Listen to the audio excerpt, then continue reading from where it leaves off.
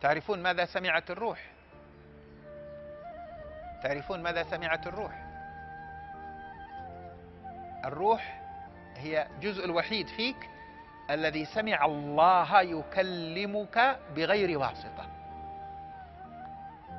وأشهدهم على أنفسهم ألست بربكم قالوا بلى شهدنا. هذا العهد الذي أخذه الله علينا جميعا عندما جمعت أرواحنا قبل أن تخلق أجسادنا.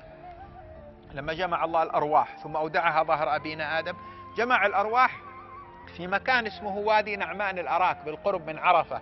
لهذا قالوا أن من معاني الباطنة المتجلاة النورانية لعرفات أنها تجديد لهذا العهد، الوقوف بعرفة. أخذ الله العهد. طيب هذا العهد معناه أن الله خاطب، هذا الخطاب الأرواح سمعته.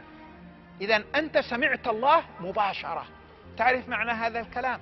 هذا الكلام معناه أن روحك قد تلذذت بجمال خطاب الله. روحك الله خاطبها فالتذت بجمال خطاب الله، ولا تزال الروح تتمتع بلذة هذا الخطاب الإلهي، لكن متعتها معزولة عن الجسد لأن الحاجب بينها وبين القلب قائم.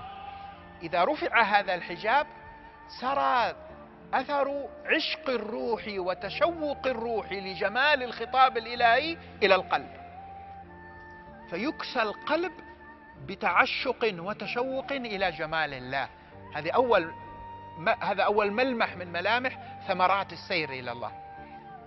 الروح لها شوق إلى ذلك الجمال، لهذا قالوا أن الروح تحن إلى الجمال. للجمال تأخذ الروح.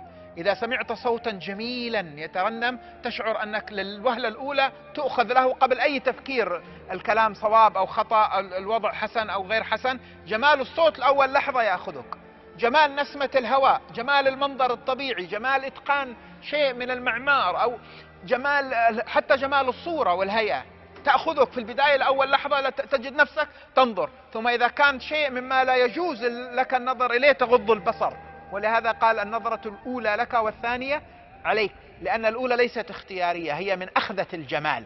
اللحظة الأولى هذه الأخذة سببها أن الروح شديدة الشوق إلى جمال الخطاب الإلهي، فكل جمال يهز هذه الروح.